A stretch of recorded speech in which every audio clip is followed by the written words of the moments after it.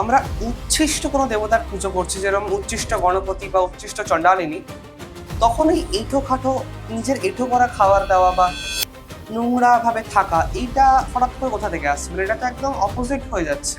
দেখো, এই ব্যাপারটা কিন্তু আমরা উচ্ছিষ্ট বলতে আমরা প্রত্যক্ষ উচ্ছিষ্ট বা এঁঠো আমরা বলতে যেটা বুঝি, পুজোর ক্ষেত্রে কিন্তু এই উচ্ছিষ্ট শব্দটারও একটা সুপ্রিম ফর্ম রয়েছে।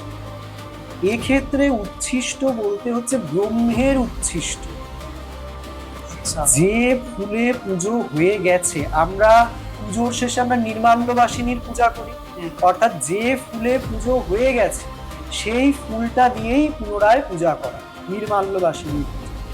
কিংবা যে প্রসাদটা দিয়ে হয়ে গেছে পুজো, সেই প্রসাদটা দিয়ে পুজো করা। এই রকম ব্যাপারটা, এমন নয় যে আমি নিজের এঁটোটা আমার ভগবানকে খাওয়াবো, ব্যাপারটা ওটা নয়। এই নিয়ে প্রচুর মিসকনসেপশন রয়েছে।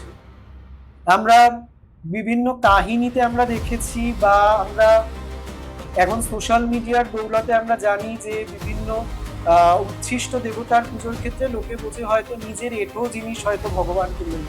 না, ব্যাপারটা সেরকম একেবারেই। উচ্ছিষ্টর ক্ষেত্রে আমরা প্রথমেই যে বললাম শুরুতে, যে সেখানে আচমন থাকবে না। ইউজুয়ালি পুজোর ক্ষেত্রে আমরা যে পঞ্চাঙ্গ শুদ্ধি, অর্থাৎ নিজেকে শুদ্ধিকরণ করা, উচ্ছিষ্ট পূজার ক্ষেত্রে, অর্থাৎ উচ্ছিষ্ট গণপতি, উচ্ছিষ্ট চণ্ডালিনী, এনাদের পূজার ক্ষেত্রে আচমন বা শুদ্ধিকরণের কোনো ব্যাপার নেই। পূজক যে অবস্থাতে তিনি রয়েছেন সেই অবস্থাতেই তিনি আচমন না করেই পূজা করতে পারেন।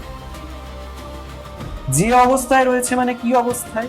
তিনি যেটি পরে অলরেডি পুজো করে ফেলেছেন সেই অবস্থাতেই হচ্ছে তিনি পুনরায় আচমন না করেই পূজা করতে পারেন। আচ্ছা, এটা শুধুমাত্র মানে উচ্ছিষ্ট দেবতাদের পক্ষে এটা খাটে, অন্য দেবতার না, সময় অন্য দেবতার ক্ষেত্রে অবশ্যই আমি যদি অন্য কথাও বলি, পুজো করতে করতে কেউ যদি অন্য কারুর সাথে কোনো রকম কথাও বলে, সেক্ষেত্রেও তাকে পুনর্বার আচমন করতে হবে। তাকে পুনর্বার আচমন করে প্রাণায়াম করে তবেই তাকে আবার পূজা শুরু করতে হবে।